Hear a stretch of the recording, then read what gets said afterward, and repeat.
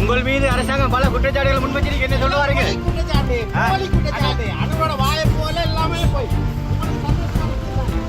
மட்டக்களப்பு பகுதியிலே 5 பேரை படுகொலை செய்த சம்பவம் தொடர்பிலே மிக முக்கியமான குற்றவாளியாக பிள்ளையான் இனம் காணப்பட்டு பல நாட்களின் பின்னர் இன்றைய தினம் பிள்ளையான் வெளியே அழைத்து வரப்பட்டு நீதிமன்றத்திலே முன்னிலைப்படுத்தப்பட்டிருக்கின்றார்.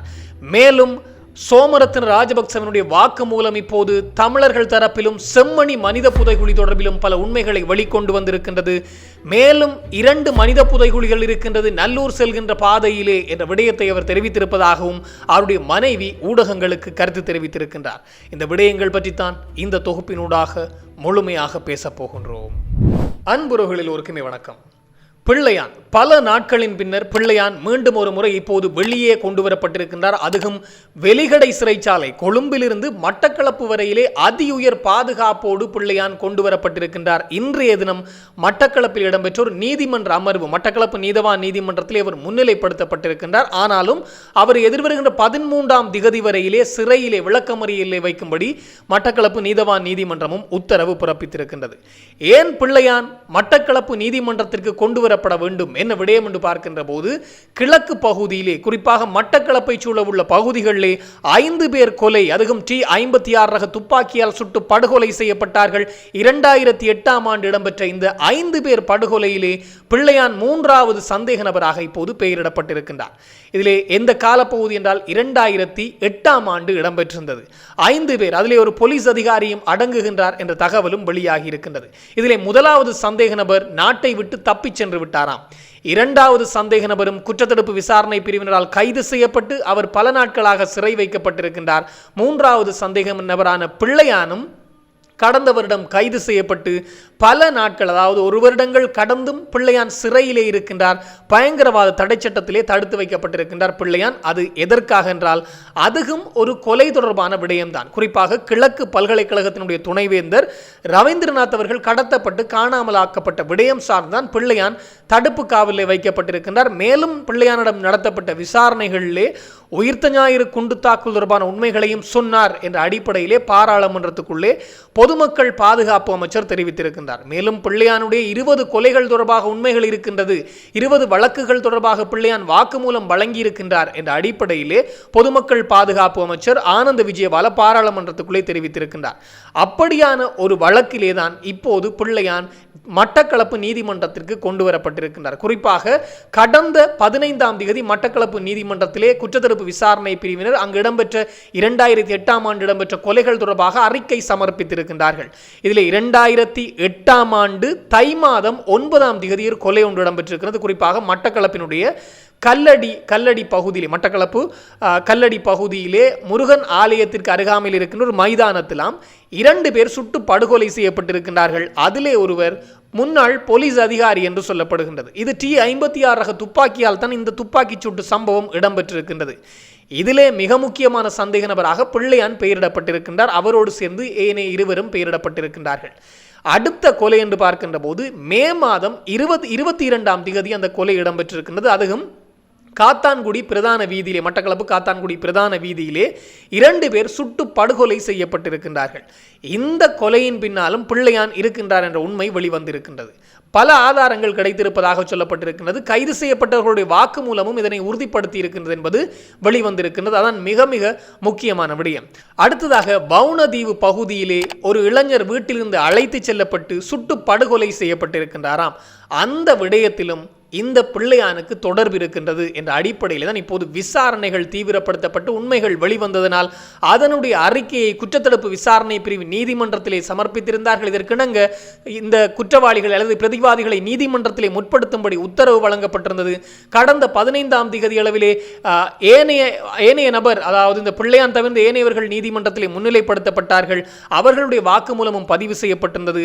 அடுத்த அமர்விலே பிள்ளையானை கொண்டு வரும்படி உத்தரவு பிறப்பிக்கப்பட்டிருந்தது. அதுதான் இன்றைய தினம் 30ஆம் தேதி. எனவே இன்றைய தினம் பிள்ளையான் நீதிமன்றத்திலே முற்படுத்தப்பட்டிருக்கின்றார். பிள்ளையான் நீதிமன்றத்திலே முற்படுத்தப்பட்ட போது போன முறை அடர்ந்த தாடியோடு வெளியே வந்திருந்தார். இந்த முறை தாடியெல்லாம் நன்றாக அவருக்கு எல்லாம் சவரம் செய்யப்பட்டிருக்கின்றது. தாடியெல்லாம் நன்றாக அவருக்கு சவரம் செய்யப்பட்டு தான் அந்த இடத்துக்கு நீதிமன்றத்துக்கு கொண்டு செல்லப்பட்டிருக்கின்றது. காரணம் நீதிமன்றம் அல்லவா.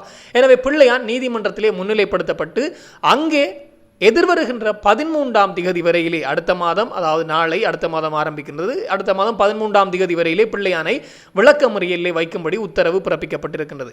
ஏற்கனவே கிழக்கு பல்கலைக்கழகத்தினுடைய துணைவேந்தர் கடத்தப்பட்டு காணாமலாக்கப்பட்ட விடயம் சார்ந்து பிள்ளையான் சிறையிலே தான் இருக்கின்றார். இங்கும் 13ஆம் திகதி வரையிலே அவரை விளக்கமறியலில் வைக்கும்படி உத்தரவு பிறப்பிக்கப்பட்டிருக்கின்றது. இப்போது விசாரணைகள் தீவிரம் அடைந்திருக்கின்றது. வாக்குமூலங்களை, இவரோடு கூடவே இருந்தவர்கள் வாக்குமூலங்களை வழங்கி இருக்கின்றார்களாம். இதுதான் இந்த வழக்கினுடைய மிக முக்கியமான சாட்சியாக அமைந்திருக்கின்றது. 3வது சந்தேக நபராக பிள்ளையான் கருதப்படுகின்றார், அல்லது இந்த துப்பாக்கி சூட்டு பின்னணியிலே பிள்ளையான் இருக்கின்றார் என்பது வெளிவந்ததனால் தான் இப்போது பிள்ளையான் சிக்கி இருக்கின்றார் என்பது மிக முக்கியமான விடயம். அதிலும் பல ஊடகங்கள் இந்த செய்தி பார்க்க கிடைத்திருந்தது. அவர் மீண்டும் அவரை சிறைச்சாலையிலே வையுங்கள், 13ஆம் திகதி வரையிலே விளக்கமறியலில் வையுங்கள் என்று உத்தரவு பிறப்பிக்கப்பட்ட போது பலத்த பாதுகாப்போடு அவர் வெளியே கொண்டு வரப்பட்டிருந்தார். அப்படி கொண்டு வரப்பட்ட போதாம் ஊடகங்கள் சில கேள்வி எழுப்பியிருந்ததாம். அவரை இந்த கைதுகள் பற்றியும் இந்த வழக்கு பற்றியும் கேள்வி எழுப்புகின்ற போது எல்லாம் வெல்லுவோம், அல்லது எல்லாம் பொய், தனக்கு எதிராக சொல்லப்படுகின்ற பொய்யான விடயம், அனுர பொய்யுரைக்கின்றார் என்ற அடிப்படையிலே அங்கே தன்னுடைய கருத்தை சொல்லிவிட்டு சென்றிருக்கின்றாராம் பிள்ளையான்.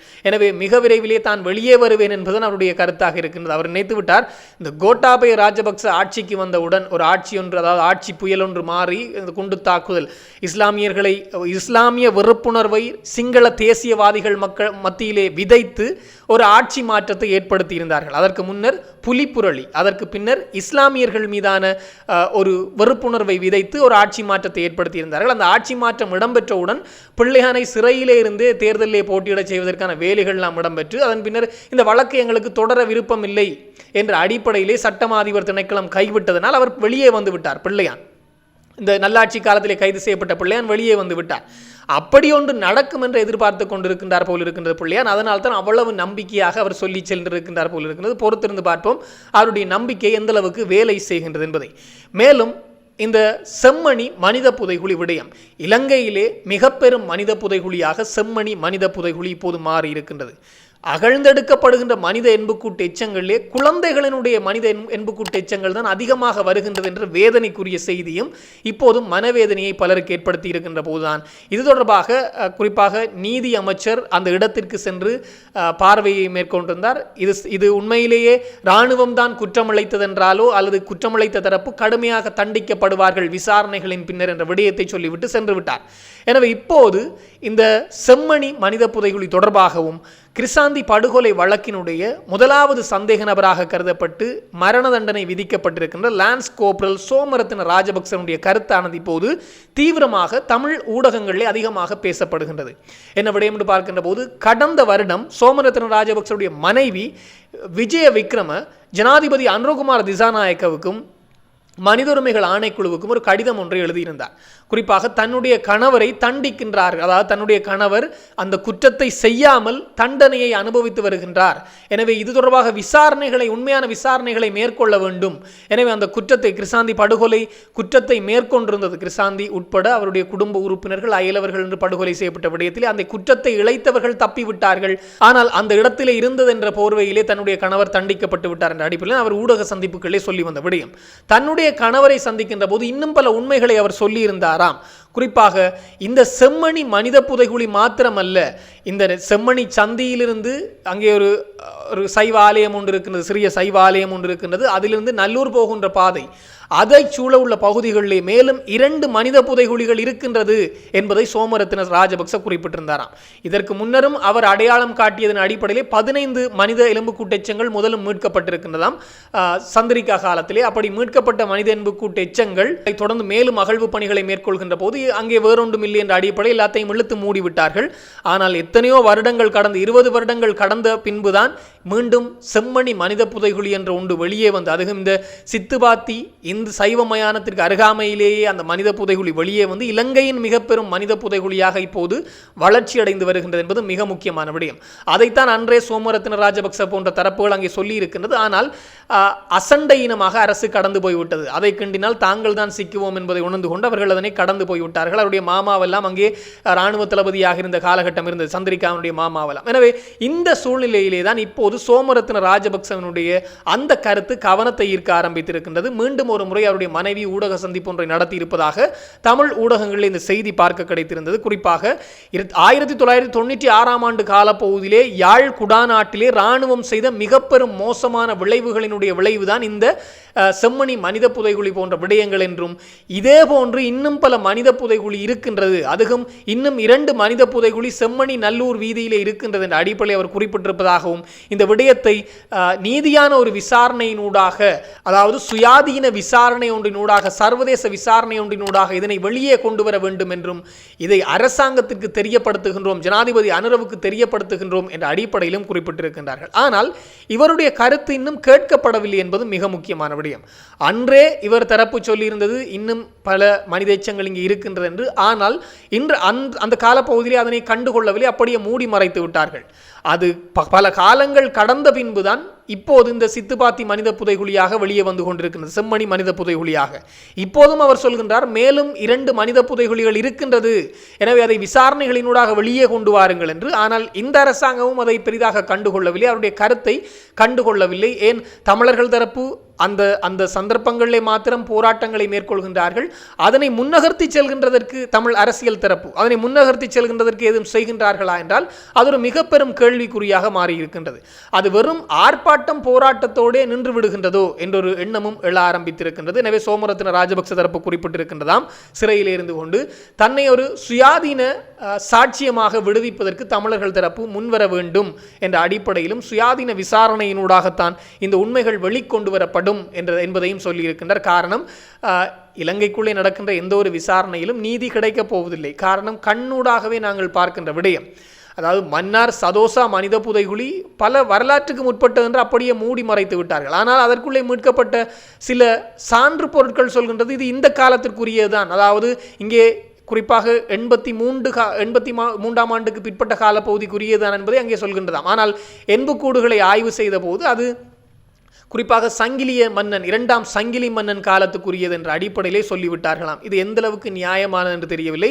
எண்புக்கூட்டு எச்சங்களை கொண்டு சென்று அங்கிருக்கின்ற தொல்லியல் திணைக்களம் ஏற்கனவே பாதுகாத்து வருகின்ற எண்புக்கூடுகளை கொண்டு வந்து ஆய்வு செய்துவிட்டு இந்த எண்புக்கூடுகள் தான் அது என்று சொல்லிவிட்டார்களோ தெரியவில்லை. அதன் அடிப்படையில் தான் இப்படியான முடிவுகள் வந்திருக்கும். அத்தோடு திருக்கேஸ்வர மனித புதைகுழி தொடர்பாக இன்னும் முடிவுகள் இல்லை. இன்றளவும் கத்திக்கொண்டிருக்கின்றார்கள் மண்டைதீவு பகுதியில் ஒரு மனித புதைகுழி இருக்கின்றது, நீதி வேண்டும் நீதி வேண்டும் என்று. அது தொடர்பாக எந்த முடிவும் இல்லை. கண்ணுக்கு முன்னே நடந்து கொண்டிருக்கின்றது செம்மணி மனித புதைகுழி, இலங்கையினுடைய மிக பெரும் மனித புதைகுழியாக உருவெடுத்து வருகின்றது. இன்றளவுக்கும் நீதி இல்லை.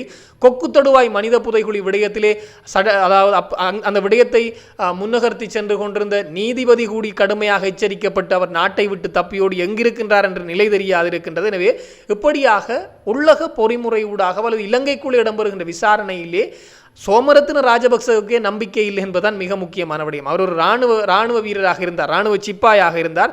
அவருக்கே நம்பிக்கையிலே அவர் இப்போது சுயாதீன விசாரணை ஒன்றை கோருகின்றார் என்பது மிக மிக முக்கியமான விடயம். பொறுத்திருந்து பார்ப்போம் இந்த அரசாங்கம் அதை செய்யுமா என்பதை. இது தொடர்பாக இன்னும் பல தகவல்கள் வருகின்ற போது உடனுக்குடன் தெளிவுபடுத்த நானும் தயாராக இருக்கிறேன். இன்னும் ஒரு தொகுப்போடு சந்திக்கலாம். உங்களிடம் விடைபெறும் நான் என்றும் உங்கள் அன்பின் ஈழன். வணக்கம்.